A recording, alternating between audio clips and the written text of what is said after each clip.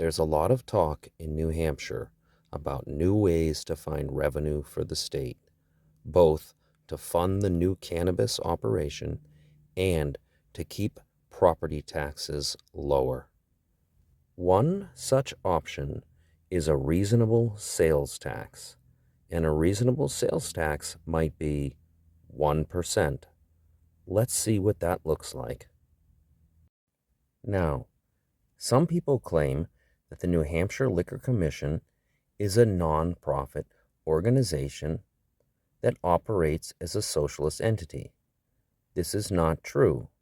They do take in a profit. They just happen to claim a loss when they put the money towards education and other social services. Let's talk about the major prohibition affecting New Hampshire: cannabis. But first, let's look at the 79 locations of liquor stores operated by the New Hampshire State Liquor Commission. One proposed platform for legalizing cannabis is to do it like we do liquor stores in New Hampshire. Here's what a scale model would look like just to start that. It's not impossible, but it sure is difficult to trust bureaucrats that don't believe in weed smoking with selling weed. And it's putting a lot of faith in politicians with a known commodity.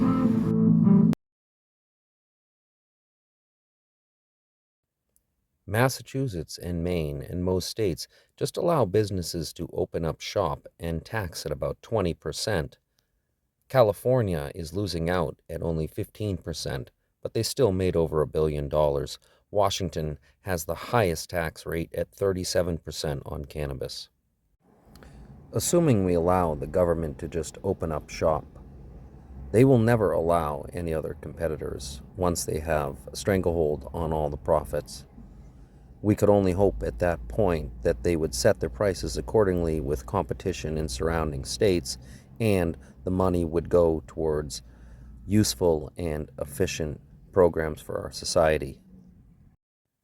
Or you could just implement a 2% sales tax and collect around $400 million a year in state revenue and collect 20% from private enterprise of cannabis, which would bring you somewhere between $35 and $60 million a year. Here are the counties of New Hampshire, and here is the average median property tax paid in each county. And here are the New Hampshire cities with the most schools. Boy, Hillsborough County sure has a lot of colleges. Rockingham County has a lot of money. Carroll County has the fastest growing percentage population in the state, but that's only because it's only old people there, and there was nobody there to begin with. Berlin is the cheapest city to live in New Hampshire, and they have the highest percentage African American population. The median rent in Franklin, New Hampshire is $1,800. There are Republican strongholds and Democrat strongholds. The Democrat strongholds are Grafton County, Cheshire County, and Strafford County. They have their most votes that they pull from Hillsborough County and Merrimack County. The battle for funding New Hampshire education and housing is on. But one thing is clear: we need to legalize cannabis.